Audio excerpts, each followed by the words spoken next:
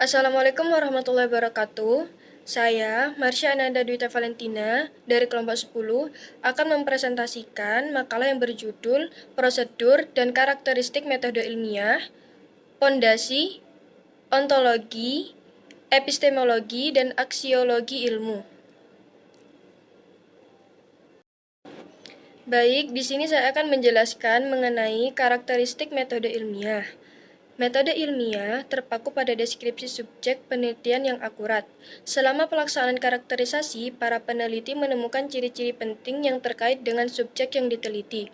Selain itu, pelaksanaan ini juga melibatkan keputusan atau definisi dan pengamatan. Seringkali pengamatan yang dimaksud memerlukan perhitungan dan pengukuran yang teliti. Penelitian harus memenuhi beberapa kriteria agar dianggap sebagai penelitian ilmiah Secara umum, penelitian ilmiah memiliki 4 ciri, yaitu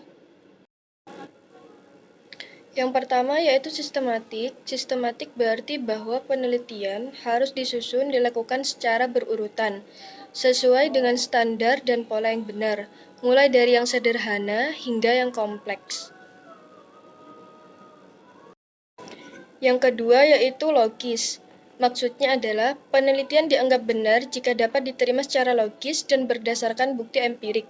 Pencarian kebenaran harus dilakukan sesuai dengan metode atau prinsip akal, yaitu logika ada 2 jenis. Proses penalaran yang digunakan prosedur induktif yang melibatkan proses pemikiran untuk mencapai kesimpulan umum dari berbagai kasus individual atau khusus, atau prosedur deduktif yang melibatkan proses pemikiran untuk mencapai kesimpulan khusus dari pertanyaan yang umum.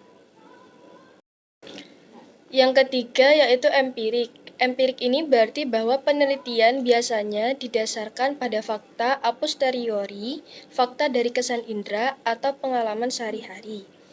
Ada 3 landasan penelitian empirik. Pertama, hal-hal empirik selalu memiliki persamaan dan perbedaan. Misalnya, mereka digolongkan atau dibandingkan satu sama lain. Kedua, hal-hal empirik tidak dapat terjadi secara kebetulan tanpa ada penyebabnya, atau ada hubungan sebab akibat. Dan yang keempat yaitu replikatif. Maksudnya adalah penelitian lain harus menguji penelitian sebelumnya dan mendapatkan hasil yang sama dengan metode, kondisi, dan kriteria yang sama. Sangat penting bagi seorang peneliti untuk membuat definisi operasional variabel agar replikatif.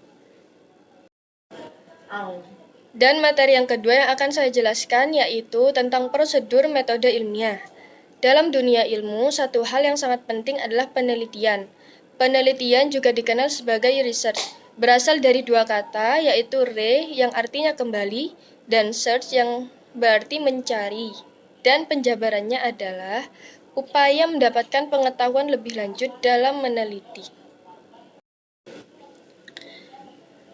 4 langkah utama metode ilmiah akan mendasari penelitian, yaitu yang pertama, perumusan masalah, artinya mengajukan pertanyaan dan mencoba menemukan jawabannya. Penelitian tidak akan terjadi tanpa masalah karena penelitian dilakukan untuk memecahkan masalah. Rumusan masalah penelitian biasanya berbentuk pertanyaan. Yang kedua yaitu pengajuan hipotesis. Mengajukan sementara atau masih bersifat hipotesis atas pertanyaan masa lalu. Peneliti meninjau berbagai konsep, prinsip, dan generalisasi dari berbagai literatur, jurnal, dan sumber lain yang berkaitan dengan topik penelitian untuk mengembangkan hipotesis penelitian. Kajian teori merupakan dasar untuk membangun kerangka berpikir sehingga hipotesis dapat digunakan sebagai alternatif solusi untuk masalah. Yang ketiga yaitu validasi data. Artinya, mengumpulkan data secara empiris dan mengolah serta menganalisis data untuk menguji hipotesis. Jenis data yang Anda perlukan bergantung pada implikasi rumusan hipotesis Anda. Data yang dapat digunakan untuk menguji hipotesis disebut data empiris yang diperlukan. Dalam hal ini, peneliti harus menentukan jenis data, sumbernya, dan cara memperoleh data tersebut. Untuk menguji hipotesis, data yang terkumpul akan diolah dan dianalisis untuk memenuhi standar validitas dan reliabilitas. Di antara ranah ilmu pengetahuan dan penjelasan magis terdapat permasalahan ilmiah, yaitu kumpulan hipotesis yang dapat diuji tetapi belum dapat dibuktikan secara hukum benar. Berbicara tentang sains memiliki hubungan yang kuat dengan filsafat, baik dari sudut pandang sejarah maupun kontennya. Filsuf sebenarnya bertanggung jawab atas pembentukan ilmu pengetahuan. Di sisi lain, proses ilmu pengetahuan akan selalu mempertajam eksistensi.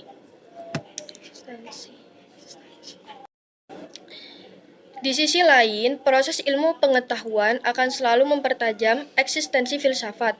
Pada bahasa Inggris, sains disebut science bermakna bahasa Latin scientia dan berbentuk kata kerja sciere yang artinya mengenali, mengetahui. Arti ilmu juga dapat merujuk pada kata ilmu bahasa Arab, Wissenschaft bahasa Belanda, dan Wissenschaft bahasa Jerman.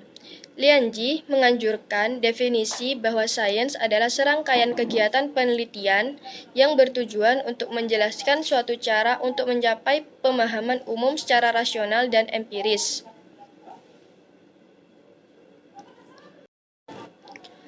Dan yang terakhir yaitu menarik kesimpulan.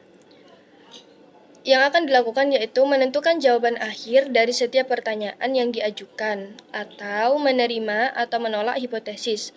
Hasil pengujian hipotesis merupakan hasil penelitian.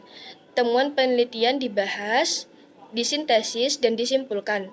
Simpulan merupakan jawaban terhadap rumusan masalah penelitian dan disajikan dalam bentuk pertanyaan atau pernyataan yang isinya telah diverifikasi kebenarannya. Mengikuti langkah-langkah di atas, penelitian ilmiah adalah kegiatan yang dilakukan untuk menyelidiki dan memecahkan masalah. Assalamualaikum warahmatullahi wabarakatuh.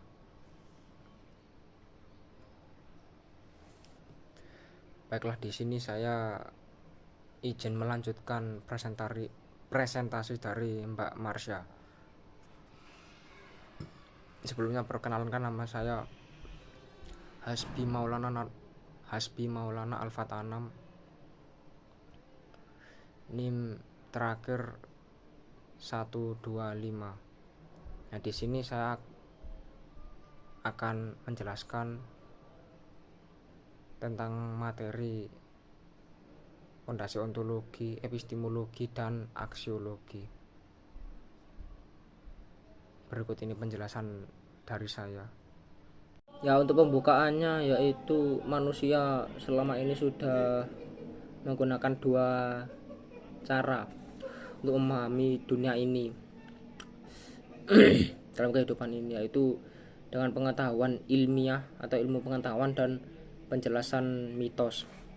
Nah, di sisi lain manusia juga memiliki pengetahuan yang teratur dengan berbagai kesimpulannya yang telah dibuktikan secara hukum.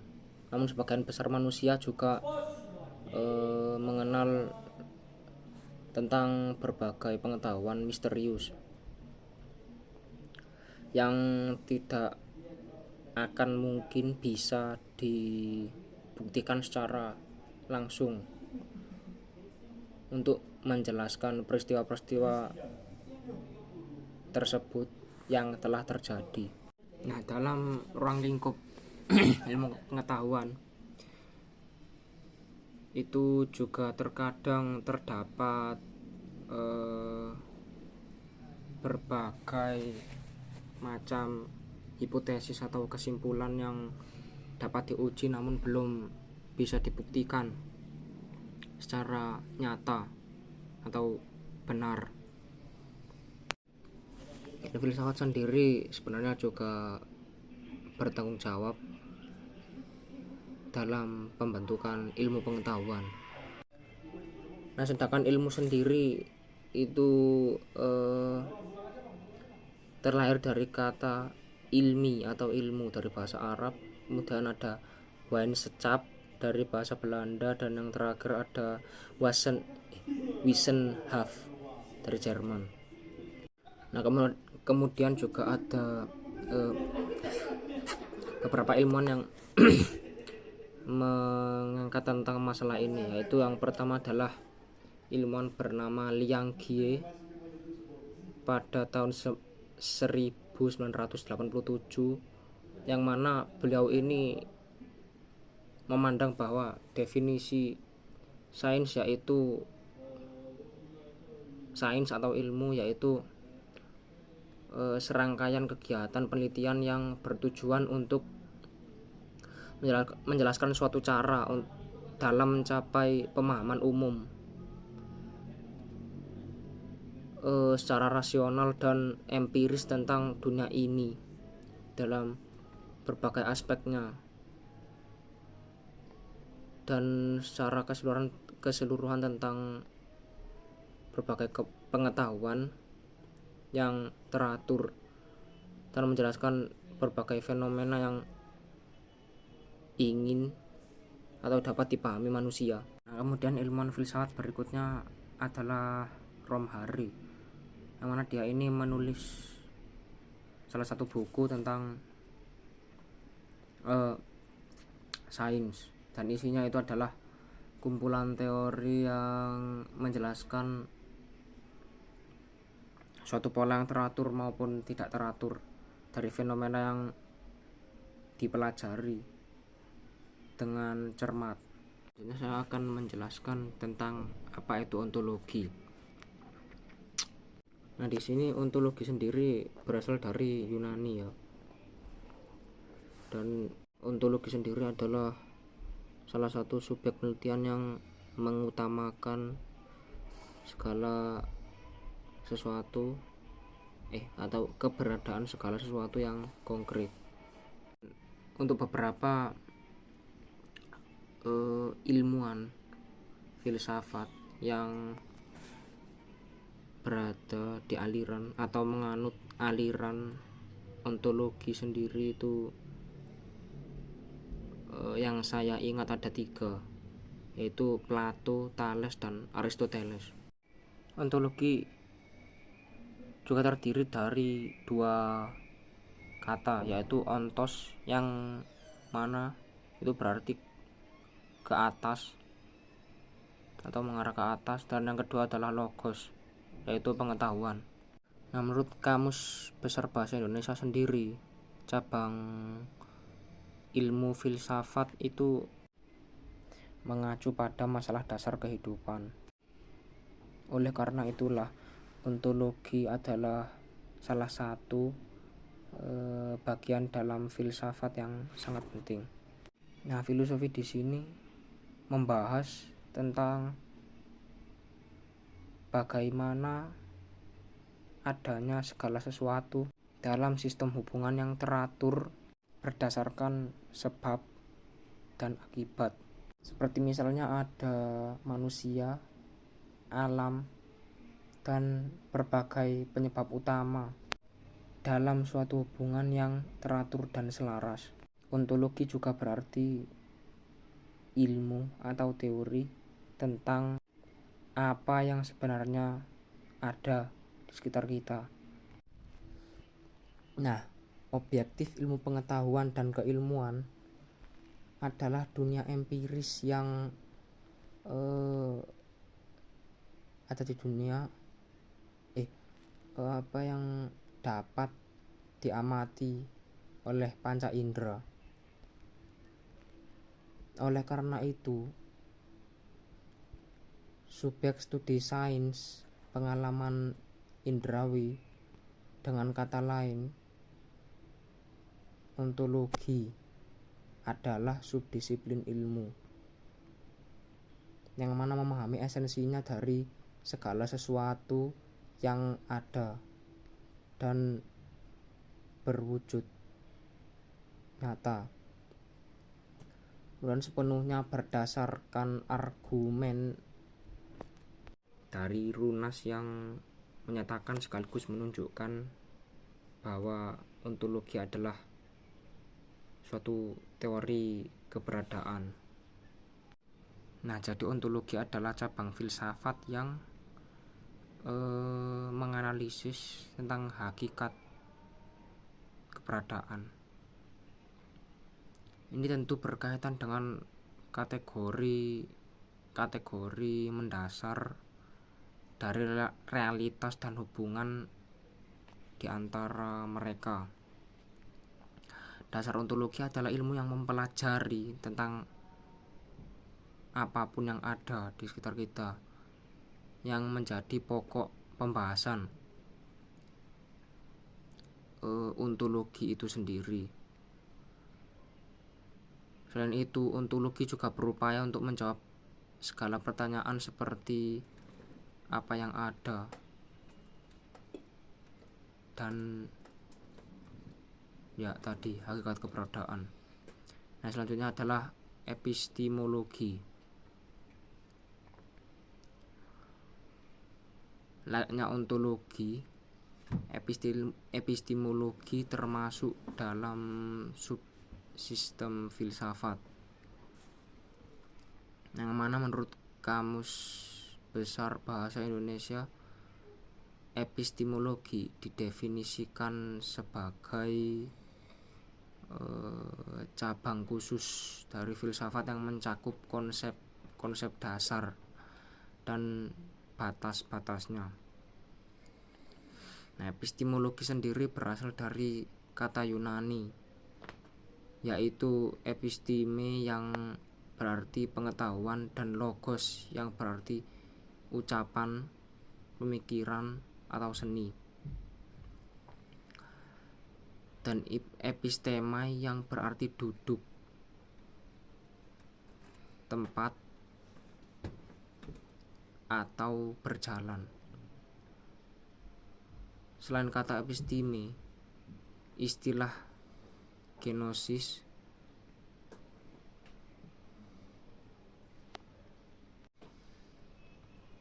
beberapa kajian filosofis melakukan penelitian secara kritis dan analitis tentang landasan teori pengetahuan.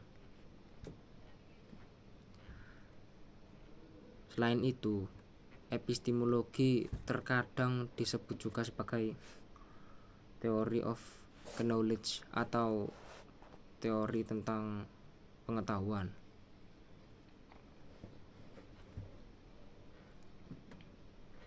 Nah, berikut ini adalah pendapat dari salah satu tokoh atau ilmuwan filsuf bernama Pak Hardono Hadi, yang mana beliau menjelaskan bahwa epistemologi yang ada itu merupakan salah satu cabang filsafat yang mempelajari dan mencoba menentukan jenis dan ruang lingkup pengetahuan, persyaratan,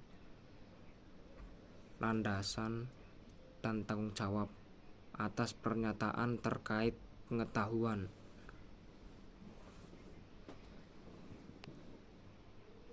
Namun di sisi lain, ada juga ilmuwan seperti Dewi Hamlin yang mendefinisikan epistemologi sebagai cabang filsafat yang berkaitan dengan hakikat dan luasnya pengetahuan dasar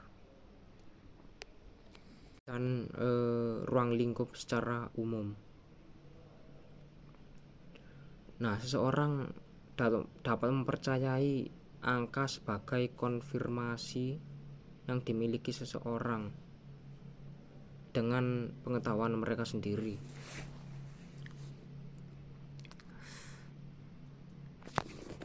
Selanjutnya adalah inti pemahaman kedua makna ini hampir sama. Namun terdapat perbedaan dalam persoalan hakikat pengetahuan dan kodrat pengetahuan, yang mana hakikat ilmu berkaitan dengan sifat ilmu yang sebenarnya, sedangkan kodrat ilmu berkaitan dengan sifat-sifat pengetahuan. Namun dengan demikian bisa menciptakan pemahaman yang benar. Nah, pengetahuan metode ilmiah adalah manifestasi operasional dari dasar epistemologi ilmu pengetahuan. Yang mana pada dasarnya metode ilmiah sendiri adalah metode untuk mengumpulkan informasi, memperoleh dan mengatur kumpulan pengetahuan berdasarkan beberapa hal berikut. Itu yang pertama adalah kerangka berpikir logis dengan argumen yang jelas dan konsisten dengan temuan sebelumnya yang telah ada dan berhasil terorganisir. Dan yang kedua, menjelaskan tentang hipotesis yang atau kesimpulan yang dapat dijadikan sebagai dasar untuk menurunkan hipotesis atau kesimpulan tersebut ke dalam kerangka pikiran atau kerangka berpikir. Yang ketiga yaitu uji hipotesis, yang dimaksudkan untuk memeriksa kebenaran faktual dari hipotesis tersebut. Nah, kerangka pemikiran yang logis akan bersifat argumentatif atau argumentasi dan rasional dalam mengembangkan penjelasan fenomena alam. Lalu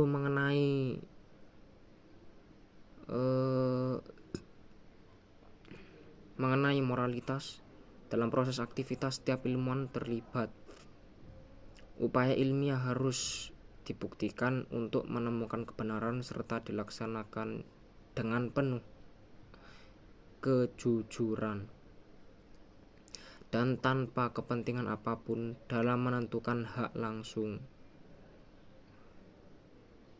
dan hak hidup berdasarkan kekuatan dalilnya secara individu. Oleh karena itu, pengetahuan ialah sikap hidup menuju cinta, kebenaran, dan benci kebohongan.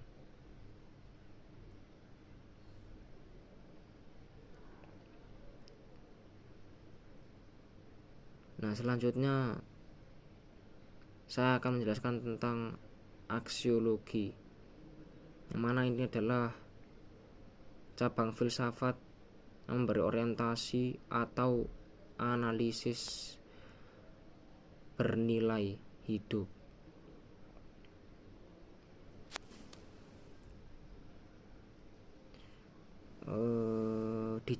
Disebut juga sebagai teori nilai karena bisa jadi sarana kepemimpinan manusia dalam upaya menjawab pertanyaan yang mendasar, yaitu seperti bagaimana seharusnya masyarakat sekitar hidup dan bertindak dengan aturan yang ada. Kemudian dari teori nilai atau teori aksiologi ini, etika dan estetika kemudian muncul. Dengan kata lain, aksiologi adalah bidang yang mempelajari cara menggunakan dan menilai informasi. Kita dapat mempertimbangkan secara etis apakah ilmu pengetahuan bermanfaat untuk meningkatkan kesejahteraan manusia. Kemudian landasan aksiologi ilmu menganalisis manfaat yang dicapai orang dari ilmu yang diperolehnya. Selain itu, tidak dapat disangkal juga bahwa sains atau pengetahuan bisa memberikan kenyamanan bagi seluruh umat manusia.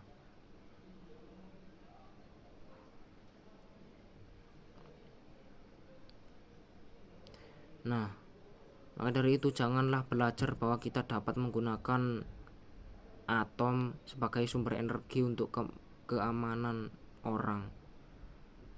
Namun hal itu juga dapat menimbulkan bencana bagi manusia. Nah, di sini kita jelas menyadari akan hal itu. sehingga kita tentu harus berwaspada tentang segala hal yang mungkin kita anggap sepele, yang bahkan terkadang perkara besar saja kita malah anggap sepele. Nah, di sini pengembangan bom atom akan meningkatkan kualitas senjata dalam negeri. Jadi pada perang tahunan, senjata ini akan memberikan ancaman jika kita gunakan untuk menyelamatkan umat manusia.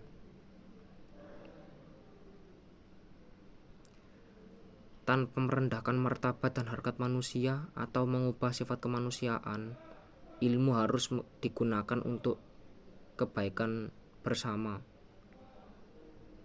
Nah, semua bidang ilmu akan selalu berhubungan dengan aksiologi, terutama dalam konteks aplikasi. Dalam hal ini dijelaskan sejauh mana ilmu pengetahuan bisa membantu orang yang hidup sehat dan kaya di dunia ini.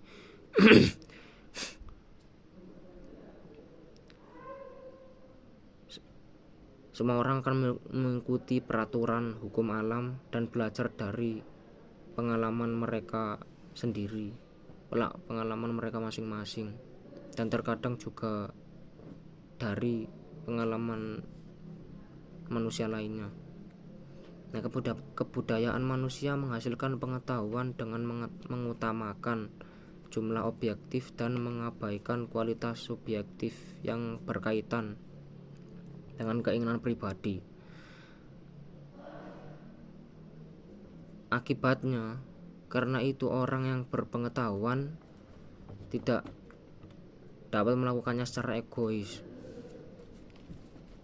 Maka pemahaman kita tentang nilai di tingkat aksiologis tidak dapat diragukan lagi. Mana nilai berkaitan dengan moral, etika, dan kewajiban manusia. Karena ilmu pengetahuan dapat berdampak buruk dan merugikan jika disalahgunakan tentunya. Dan akademisi memerlukan prinsip-prinsip yang dapat mengendalikan nafsu dan amarah. Disinilah etika menjadi aturan utama yang mendorong penelitian yang bertujuan untuk meningkatkan kesejahteraan, kualitas hidup, dan kebahagiaan masyarakat. Nah, dalam etika hal seperti ini, apa yang benar dan salah atau pantasnya atau baiknya dibahas. Ini terkait tentang filsafat moral yang berfungsi sebagai penjaga hati nurani. Nah, menurut konsep etika, tidak melakukan sesuatu akan menyebabkan bencana dan kerugian bagi seluruh manusia. Nah, selanjutnya adalah penerapan ontologi, epistemologi, dan aksiologi dalam pengembangan ilmu pengetahuan.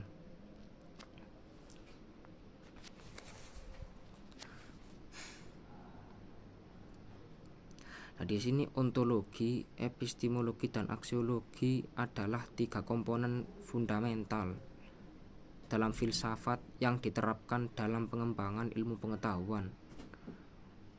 Dan ontologi sendiri adalah ilmu yang mempelajari tentang hakikat keberadaan, termasuk jenis dan sifat benda di dunia ini. Sedangkan epistemologi adalah studi tentang pengetahuan dan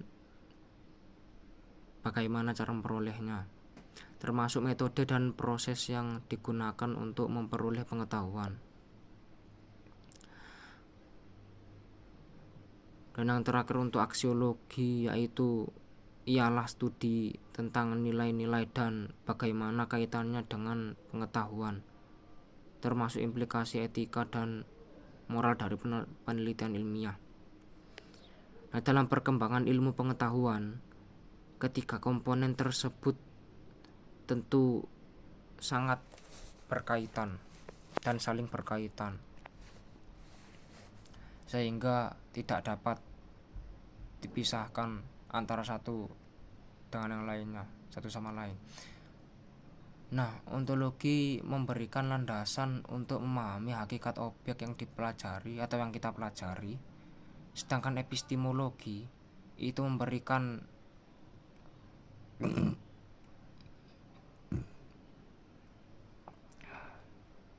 pengetahuan tentang objek tersebut, dan aksiologi memberikan kerangka etika dan moral untuk penilaian ilmiah dalam penerapannya. Seperti misalnya pada bidang kedokteran. Nah, dalam bidang kedokteran, ontologi ilmiah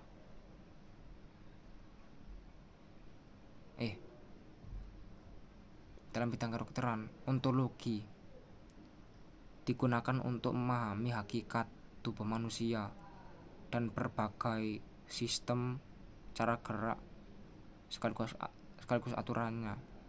Sedangkan epistemologi digunakan untuk mengembangkan metode atau mengetahui atau mendiagnosa dan mengobati penyakit yang ada. Sedangkan aksiologi digunakan untuk memastikan bahwa penelitian dan praktik medis dilakukan dengan cara yang beretika dan bermoral.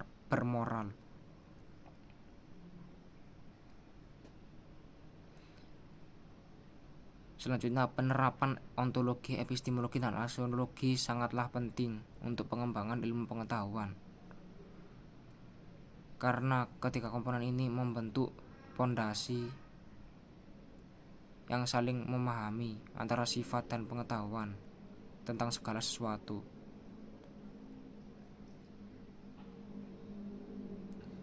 Selain itu, ketiganya ini juga memastikan bahwa praktik ilmiah dan penelitian dilakukan dengan cara yang bermoral dan beretika, sehingga semua pengetahuan memiliki tujuan, nilai ilmu,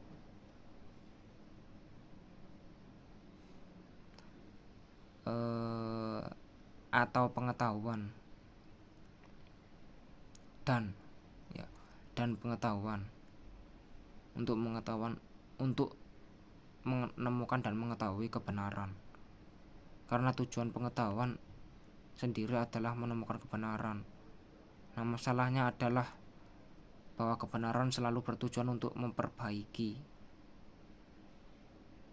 dan terkadang malah menghancurkan diri sendiri. Ditambah lagi ada dua perspektif yang berbeda tentang kebenaran, yaitu yang pertama adalah anggapan bahwa kebenaran itu mutlak, sedangkan perspektif atau pemikiran penafsiran atau perkiraan yang satu ini berarti mutlak. Pandangan kedua dan untuk pandangan yang kedua mengatakan bahwa kebenaran itu bersifat relatif. Baiklah, mungkin cukup sekian yang bisa saya sampaikan. Bila ada kelebihan, pasti ada kembalian. Bila ada kekurangan, mohon dimaafkan. Wassalamualaikum warahmatullahi wabarakatuh.